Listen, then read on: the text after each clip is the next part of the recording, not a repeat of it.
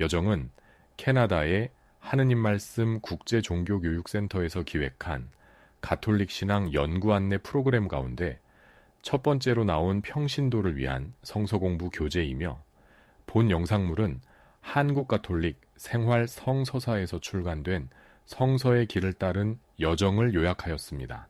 이 교재는 교회에서 보편적으로 받아들여지는 연구 결과에 바탕을 둔 표준적인 이론들과 주석을 채택하였습니다.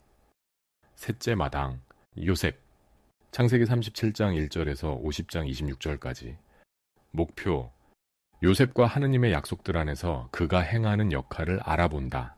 안내의 말, 요셉 이야기는 창세기 후반부의 대부분을 차지하고 있다. 하느님은 요셉을 통하여 야곱과 그의 가족을 구하신다. 야곱의 가족이 이집트에서 성장하고 번영하는 것은 바로 요셉을 통해서이다. 성서 저자들은 요셉 이야기를 사용하여 또 다른 유형의 하느님의 사람을 묘사한다. 우리는 아브라함에게서 유순한 신앙을 발견했고, 야곱에게서는 하느님과 자신의 재능에 의지하는 진취적인 인간을 목격했으며, 이제 요셉에게서는 그 생애가 하느님의 지배를 받는 인간, 순수한 재능을 최대의 특징으로 지닌 인간을 목격하게 된다. 요셉은 자신의 삶을 스스로 이끌어가려는 시도를 결코 하지 않는다. 사실 그에게는 그렇게 할 만한 기회가 거의 없었다. 사람들은 요셉에게 무척도 잔인하고 부당하게 군다. 그는 인생의 질곡 바로 밑바닥에까지 내동댕이 쳐지지만 불평하지도 않거니와 음모가나 책략가가 되지도 않는다. 하느님께서 그와 함께 계시고, 따라서 요셉은 출발점이 제 아무리 낮았다 하더라도 그것과 상관없이 정상에 오르게 된다. 이 점에서 요셉 이야기들은 하느님 백성의 삶을 이야기하는 비유가 되고 있다. 상황이 제 아무리 절망적이라 할지라도 하느님은 당신 백성과 함께 계시면서 그들을 들어높여 주실 것이다. 이 같은 요셉의 인생 행로는 종살이에서 자유회로 건너가는 출애굽의 형태를 예시해준다. 여기서 드러나는 희망적인 메시지는 하느님께서는 인간의 악하고 불의한 행위에 방해받지 않으신다는 것이다. 하느님은 가장 절망적인 상황 속에서도 선을 끌어내실 수 있다. 해설, 요셉은 야곱의 사랑받는 아들이다. 그래서 질투 때문에 그의 몇몇 형제들은 그에게 증오심을 가지고 행동하게 된다. 창세기 37장 2절에서 36절, 39장 1절에서 23절. 야곱의 아들들의 이야기는 여기에서 시작된다. 요셉은 17살이 되어 형들과 함께 양을 치게 되었다. 그는 아버지의 두 소실 비라와 질바의 아들들을 거들어주고 있다가 아버지에게 그들을 좋지 않게 일러 바쳤다. 이스라엘은 요셉을 늙음하게 얻은 아들이라고 해서 어느 아들보다도 더 사랑하였다. 그래서 장신구를 단옷을 지어 입히곤 하였다. 이렇게 아버지가 유별나게 그만을 더 사랑하는 것을 보고 형들은 미워서 정다운 말 한마디 건넬 생각이 없었다. 한 번은 요셉이 꿈을 꾸고 그 꿈 이야기를 형들에게 했는데 그 때문에 형들은 그를 더 미워하게 되었다. 내가 꾼 꿈 이야기를 들어봐요 하며 그는 이야기를 꺼냈다. 글쎄 밭에서 우리가 곡식단을 묶고 있는데 내가 묶은 단이 우뚝 일어서고 형들이 묶은 단이 둘러서서 내가 묶은 단에게 절을 하지 않겠어요? 네가 정말 우리에게 왕 노릇할 셈이냐? 네가 정말 우리에게 주인 노릇할 셈이냐? 형들은 그 꿈 이야기를 듣자 그를 더욱 미워하게 되었다. 그 후 그는 또 다른 꿈을 꾸고는 형들에게 그 이야기를 또 했다. 글쎄 내가 꿈을 또 꾸었는데 해와 달과 별 11가 내게 절을 하더군요. 그는 아버지와 형들에게 이 이야기를 했다가 아버지에게 꾸지람을 들었다. 네가 꾼 꿈이 대체 무엇이냐? 그래, 나와 내 어머니와 내 형제들이 너에게 나아가 땅에 엎드려 절을 할 것이란 말이냐? 형들은 그를 질투했지만 아버지는 그 일을 마음에 두었다. 그의 형들이 아버지의 양떼에게 풀을 뜯기러 세겜으로 갔을 때 이스라엘이 요셉에게 일렀다. 얘야, 내 형들이 세겜에서 양을 치고 있지 않느냐? 네가 갔다 와야 하겠다. 그가 대답하였다. 네, 가지요. 내 형들도 잘 있고 양들도 잘 있는지 알고 싶으니 가서 보고 오너라. 그는 이렇게 이르고 헤브론 골짜기에서 그를 떠나 보냈다. 요셉은 세겜에 이르러 들판을 헤매다가 한 사람을 만났다. 그가 누굴 찾느냐? 고 요셉에게 물었다. 저의 형들을 찾고 있습니다. 요셉은 그에게 형들이 어디서 풀을 뜯기고 있는지 알거든 알려달라고 했다. 그가 대답하였다. 벌써 여기를 떠났다.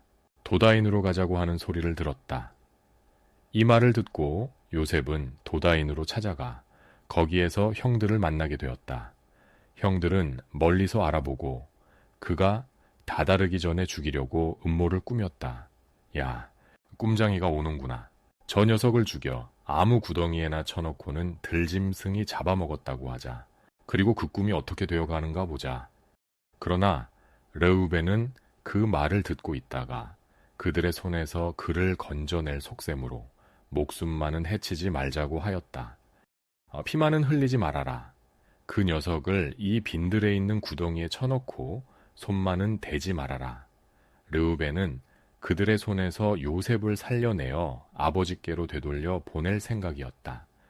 이윽고 요셉이 다다르자 그들은 요셉에게서 옷을 벗겼다. 그것은 장신구를 단 옷이었다. 그리고는 그를 잡아 구덩이에 쳐넣었는데 그 구덩이는 물 없는 빈 구덩이였다. 그들이 앉아 음식을 먹는데 마침 길르앗으로부터 낙타를 몰고 오는 이스마엘 상인들이 눈에 띄었다. 그들은 향고무와 유향과 모략을 낙태 싣고 이집트로 가는 길이었다. 유다가 형제들에게 말하였다. 그래도 우리 동기인데 그를 죽이고 그 피를 덮어버린다고 해서 무슨 이득이 있겠니?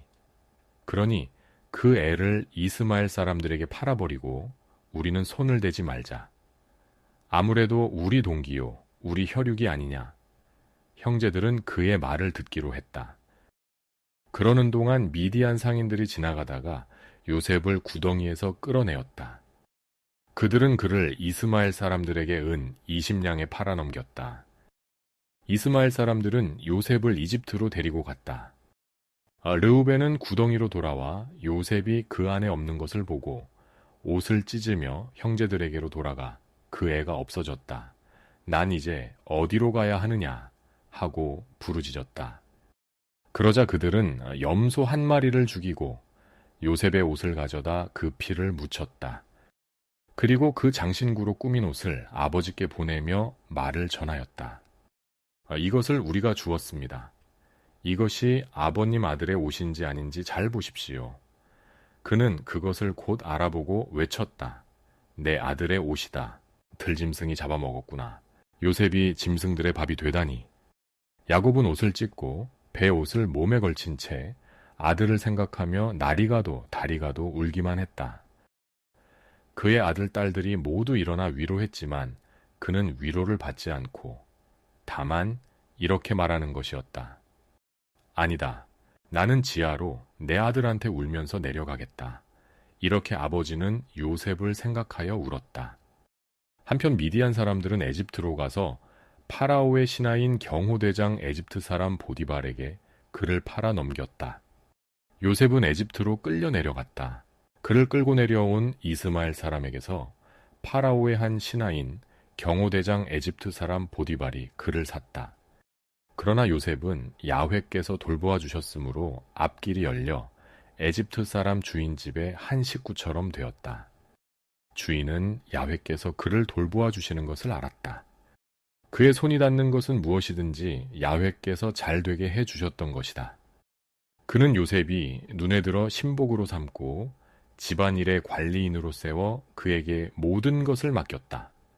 온갖 일과 모든 소유를 그에게 맡기자 야훼께서는 요셉을 보아 그 에집트 사람의 집에 복을 내리셨다. 야훼의 축복은 집과 밥뿐 아니라 그에게 있는 모든 것 위에 내렸다. 이렇듯이 그는 자기에게 있는 모든 것을 요셉의 손에 내맡겼다. 그리고 그가 있는 한 자신이 먹는 음식을 빼놓고는 아무 것에도 마음을 쓰지 않았다. 그런데 요셉은 아주 깨끗하고 잘생긴 사나이여서 얼마쯤 시간이 흐르자 주인의 아내가 눈짓을 하며 자기 침실로 가자고 꿰는 것이었다. 그는 주인의 아내에게 그럴 수 없다고 사정했다. 보시다시피 주인께서는 제가 있는 한 집안일에 통마음을 쓰시지 않습니다. 당신께 있는 것을 모두 제 손에 맡겨주셨습니다. 이 집안에선 제가 그분보다 실권이 더 있습니다. 만인만은 당신의 아내이기 때문에 범접할 수 없지만 그 밖의 일은 못할 것이 없습니다. 그런데 이렇게 엄청난 짓을 제가 어떻게 저지를 수 있겠습니까? 이것은 하느님께 죄가 됩니다. 그러나 그는 날이면 날마다 요셉에게 수작을 걸어왔다. 요셉은 말을 듣지 않고 그와 함께 침실에 들지도 않았다. 하루는 그가 일을 보러 집 안으로 들어갔는데 마침 집안의 사람이라곤 아무도 없었다. 그는 요셉의 옷을 붙잡고 침실로 같이 가자고 꾀었다. 그러나 요셉은 옷을 그의 손에 잡힌 채 부리치고 밖으로 뛰쳐나갔다. 요셉이 옷을 자기 손에 내버려 둔 채 밖으로 뛰쳐나가는 것을 보고 그는 집안 사람들을 부르며 고함을 쳤다. 이것 좀 봐라. 주인께서 우리를 웃음거리로 만들려고 저 히브리 녀석을 데려왔구나. 그놈이 나에게 달려들어 강간하려고 했어. 그래서 나는 고함을 질렀지. 그랬더니 그놈은 내가 고함 지르는 소리를 듣고 옷을 버려둔 채 뛰쳐나갔다. 그리고는 그 옷을 곁에 챙겨놓고 주인을 기다리다가 그가 집에 돌아오자 이야기를 꺼내는 것이었다. 당신이 데려온 그 히브리 종녀석 말이어요. 글쎄, 그놈이 내 방에 들어와 나를 농락하려 하지 않겠어요? 그래서 내가 고함을 질렀더니 이렇게 옷을 버려둔 채 밖으로 뛰쳐나갔답니다. 그리고는 당신의 종녀석이 내게 이따위 짓을 했단 말이어요. 하고 말하는 것이었다. 이 말을 듣고 주인은 화가 치밀어 올랐다. 그래서 요셉의 주인은 그를 잡아 감옥에 넣었다. 그곳은 왕의 죄수들을 가두어 두는 곳이었다.